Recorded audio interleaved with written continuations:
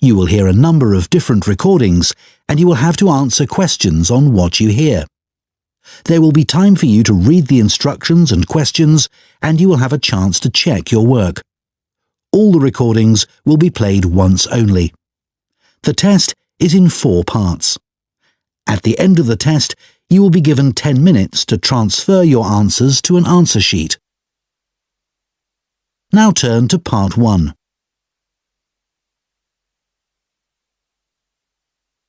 Part 1.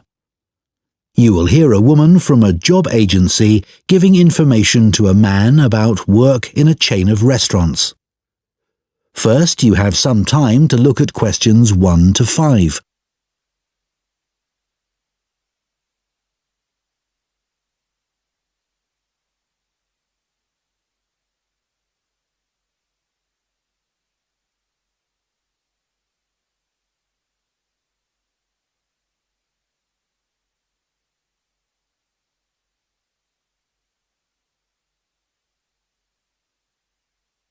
Now listen carefully and answer questions 1 to 5. So I understand you're interested in restaurant work? Yes, I've got a bit of experience and I can provide references. That's good. I can check all that later. Now, Milo's restaurants have some vacancies at the moment. They're a really good company to work for. Lots of benefits. All right. Yes. They've got a very good reputation for looking after staff. For example, all employees get training, even temporary staff. Oh, really? That's quite unusual, isn't it? Certainly is. And do staff get free uniforms too? You just need to wear a white t-shirt and black trousers, it says here. So I guess not. But another benefit of working for a big company like this is that you can get a discount at any of their restaurants. Even at weekends? No, but you'll be working then anyway. Oh, yes, I suppose so. Most of their restaurants are in the city centre, aren't they? So easy to get to by bus? Yes, that's right. But if you have to do a late shift and finish work after midnight, the company will pay for you to get a taxi home. I probably won't need one. I think I'd use my bike. OK. Now, they do have some quite specific requirements for the kind of person they're looking for. Milo's is a young, dynamic company, and they're really keen on creating a strong team. It's really important that you can fit in and get on well with everyone. Yeah, I've got no problem with that. It sounds good, actually. The last place I worked for was quite demanding too.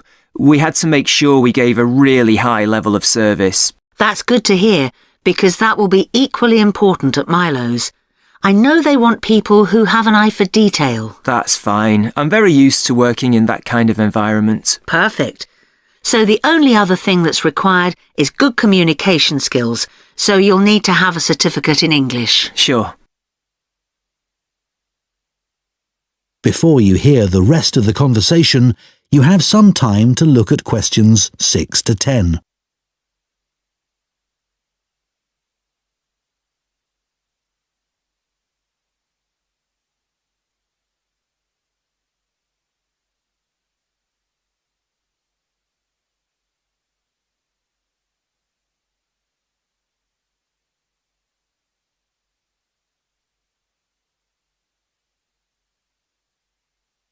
Now listen and answer questions 6 to 10. OK, let's have a look at the current job vacancies at Milo's. The first one is in Wivenhoe Street. Sorry, where? Wivenhoe. W-I-V-E-N-H-O-E. It's quite central, just off Cork Street. Oh, right. They're looking for a breakfast supervisor. That would be okay. So you're probably familiar with the kind of responsibilities involved. Obviously checking that all the portions are correct, etc. And then things like checking all the procedures for cleaning the equipment are being followed. Okay. And what about the salary? In my last job, I was getting £9.50 per hour. I was hoping to get a bit more than that. Well, to begin with, you'd be getting £9.75, but that goes up to £11.25 after 3 months. That's not too bad. And I suppose it's a very early start. That's the only unattractive thing about this job. But then you have the afternoons and evenings free. So the restaurant starts serving breakfast from 7 a.m. and you'd have to be there at 5:30 to set everything up. But you'd be finished at 12:30. Well, as you say, there are advantages to that. Now, you might also be interested in the job at the City Road branch. That's for a junior chef, so again, a position of responsibility. I might prefer that, actually. Right. Well, obviously, this role would involve supporting the sous chef and other senior staff. And you'd be responsible for making sure there's enough stock each week and sorting out all the deliveries. I've never done that before, but I imagine it's fairly straightforward once you get the hang of it. Yes, and you'd be working alongside more experienced staff to begin with, so I'm sure it wouldn't be a problem. The salary's slightly higher here. It's an annual salary of £23,000. Right. I know that if they like you, it's likely you'll be promoted quite quickly, so that's worth thinking about. Yes, it does sound interesting. What are the hours like? The usual, I think. There's a lot of evening and weekend work, but they're closed on Mondays. But you do get one Sunday off every 4 weeks. So would you like me to send off your CV? That is the end of part 1. You now have 1 minute to check your answers to part 1.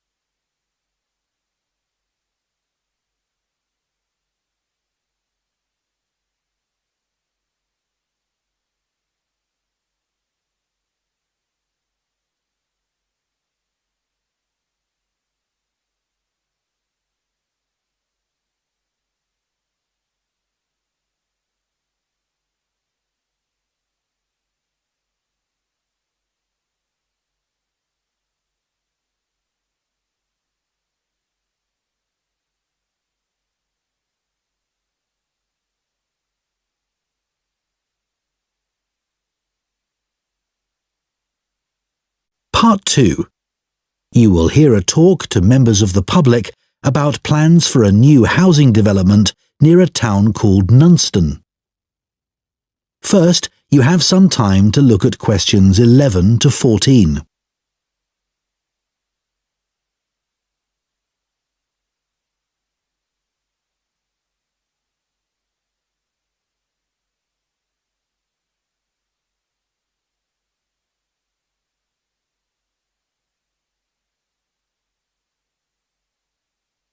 Now listen carefully and answer questions 11 to 14.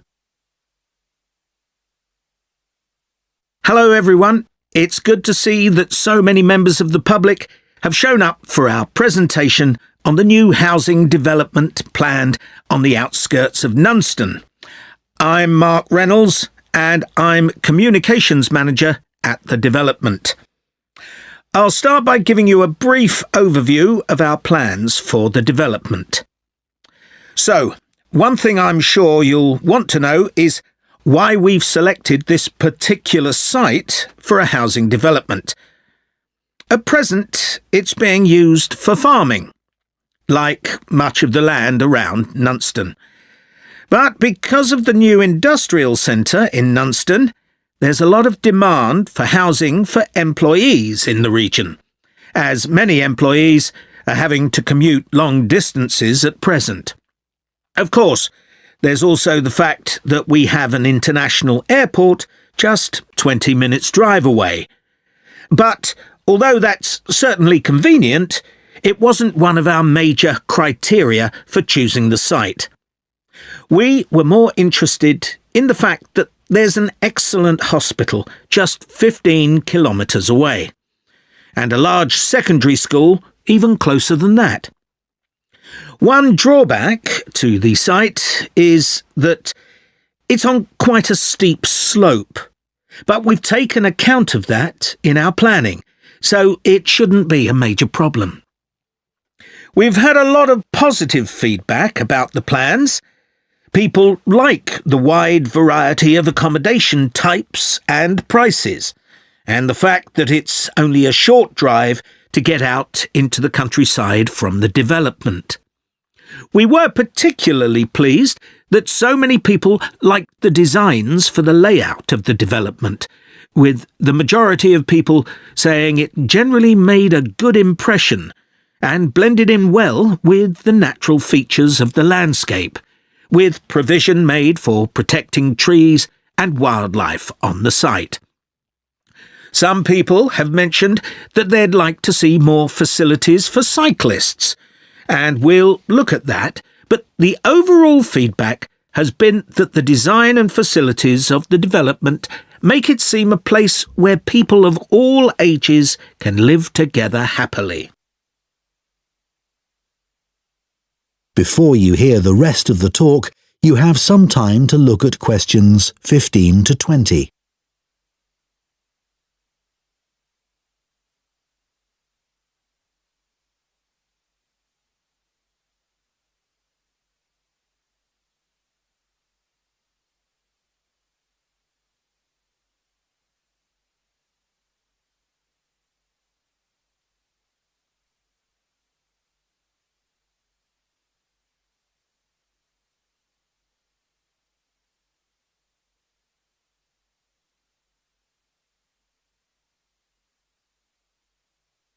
Now listen and answer questions 15 to 20.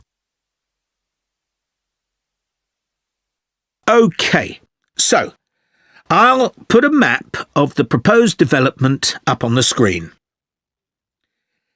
You'll see it's bounded on the south side by the main road, which then goes on to Nunston. Another boundary is formed by London Road on the western side of the development. Inside the development, there'll be about 400 houses and 3 apartment blocks. There'll also be a school for children up to 11 years old. If you look at the south entrance at the bottom of the map, there's a road from there that goes right up through the development. The school will be on that road, at the corner of the second turning to the left. A large sports centre is planned with facilities for indoor and outdoor activities.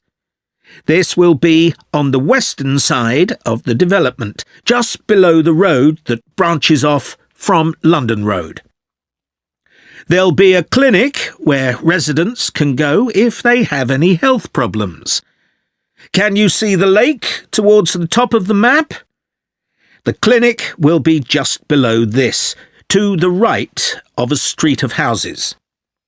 There'll also be a community centre for people of all ages. On the northeast side of the development, there'll be a row of specially designed houses specifically for residents over 65, and the community centre will be adjoining this. We haven't forgotten about shopping. There'll be a supermarket between the 2 entrances to the development. We're planning to leave the 3 large trees near London Road, and it'll be just to the south of these. It's planned to have a playground for younger children. If you look at the road that goes up from the south entrance, you'll see it curves round to the left at the top, and the playground will be in that curve with nice views of the lake. OK, so now, does anyone have any questions? That is the end of Part 2. You now have 30 seconds to check your answers to Part 2.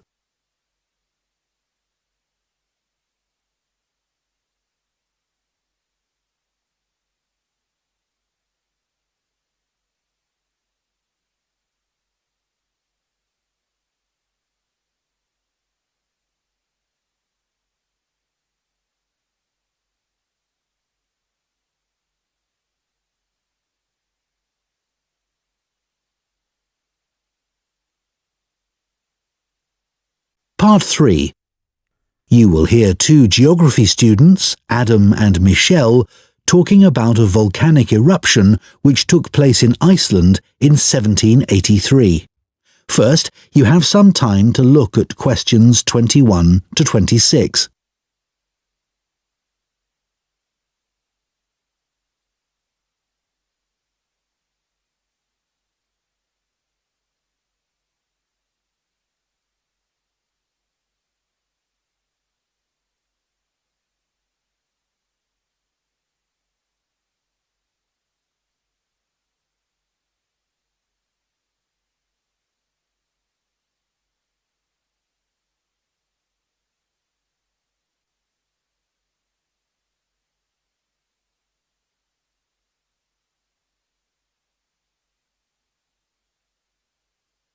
Now listen carefully and answer questions 21 to 26. So, Michelle, shall we make a start on our presentation? We haven't got that much time left. No, Adam, but at least we've done all the background reading. I found it really interesting. I'd never even heard of the Laki eruption before this. Me neither. I suppose 1783 is a long time ago. But it was a huge eruption, and it had such devastating consequences. I know. It was great there were so many primary sources to look at. It really gives you a sense of how catastrophic the volcano was. People were really trying to make sense of the science for the first time. That's right. But what I found more significant was how it impacted directly and indirectly on political events, as well as having massive social and economic consequences. I know. That should be the main focus of our presentation. The observations made by people at the time were interesting, weren't they? I mean, they all gave a pretty consistent account of what happened, even if they didn't always use the same terminology. Yeah. I was surprised there were so many weather stations established by that time. So, you can see how the weather changed often by the hour. Right. Writers at the time talked about the Laki haze to describe the volcanic fog that spread across Europe. They all realised that this wasn't the sort of fog they were used to. And, of course, this was in pre-industrial times, so they hadn't experienced sulphur-smelling fog before. No, that's true. Reports from the period blamed the haze for an increase in headaches, respiratory issues and asthma attacks. And they all describe how it covered the sun and made it look a strange red colour. Must have been very weird. It's interesting that Benjamin Franklin wrote about the haze. Did you read that? He was the American ambassador in Paris at the time. Yeah. At first, no one realised that the haze was caused by the volcanic eruption in Iceland. It was Benjamin Franklin who realised that before anyone else. He's often credited with that, apparently. But a French naturalist beat him to it. I can't remember his name. I'd have to look it up. Then other naturalists had the same idea, all independently of each other. Oh, right. We should talk about the immediate impact of the eruption, which was obviously enormous, especially in Iceland, where so many people died. You'd expect that, and the fact that the volcanic ash drifted so swiftly, but not that the effects would go on for so long, or that 2 years after the eruption, strange weather events were being reported as far away as North America and North Africa. No, I found all that hard to believe too. It must have been terrible, and there was nothing anyone could do about it, even if they knew the ash cloud was coming in their direction. Before you hear the rest of the discussion, you have some time to look at questions 27 to 30.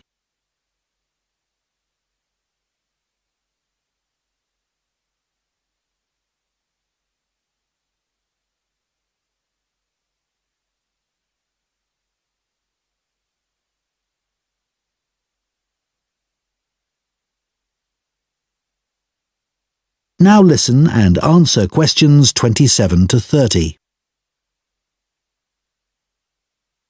We should run through some of the terrible consequences of the eruption experienced in different countries. There's quite a varied range.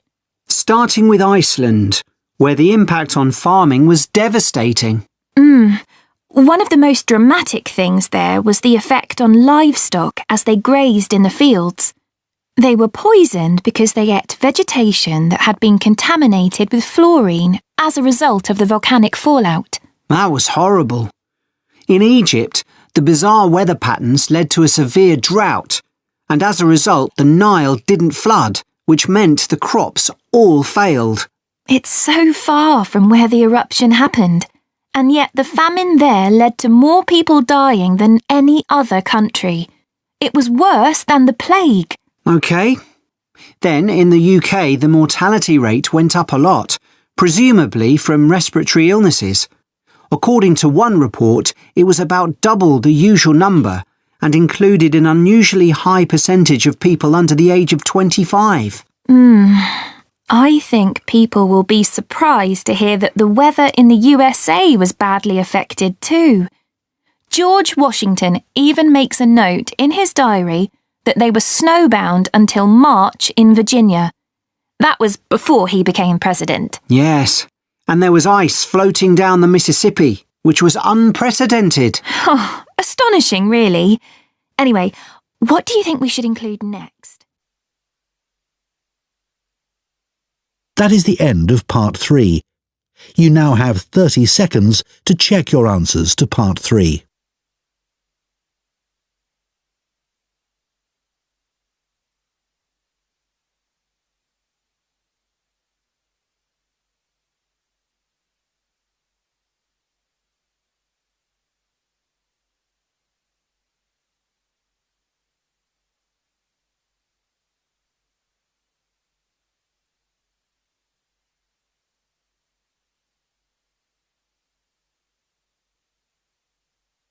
Part 4. You will hear a student on a fashion design course giving a talk about the history of pockets.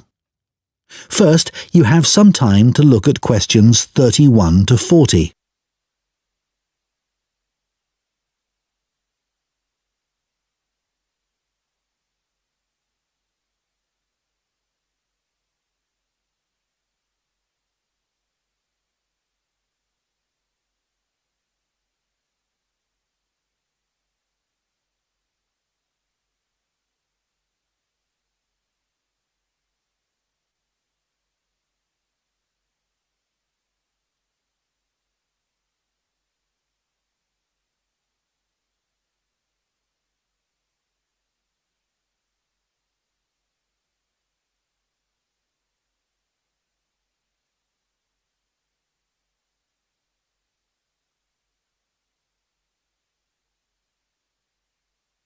Now listen carefully and answer questions 31 to 40. Good morning. Now, we've been asked to choose an aspect of European clothing or fashion and to talk about its development over time. I decided to focus on a rather small area of clothing, and that's pockets. I chose pockets for two reasons, really. We all have them in jeans, jackets, coats, for example, and even though we often carry bags or briefcases as well, nothing is quite as convenient as being able to pop your phone or credit card into your pocket. Yet, I suspect that, other than that, people don't really think about pockets too much, and they're rather overlooked as a fashion item. It's certainly very interesting to go back in time and see how pockets developed for men and women. In the 18th century, fashions were quite different from the way they are now, and pockets were too. If we think about male fashion first, that was the time when suits became popular. Trousers were knee-length only and referred to as breeches. The waistcoats were short and the jackets were long. But all three garments were lined with material, and pockets were sewn into this cloth by whichever tailor the customer used. The wearer could then carry small objects such as pencils or coins on their person and reach them through a gap in the lining. Coat pockets became increasingly decorative on the outside for men who wanted to look stylish. But they were often larger but plainer if the wearer was someone with a profession who needed to carry medical instruments, a doctor or physician, for example.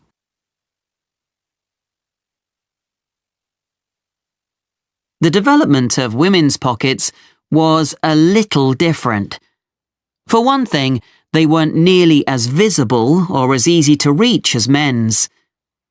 In the 18th and 19th centuries, women carried numerous possessions on their person, and some of these could be worth a lot of money. Women were more vulnerable to theft, and wealthy women, in particular, worried constantly about pickpockets. So, what they did was to have a pair of pockets made that were tied together with string. The pockets were made of fabric, which might be recycled cloth if the wearer had little money, or something more expensive, such as linen, sometimes featuring very delicate embroidery.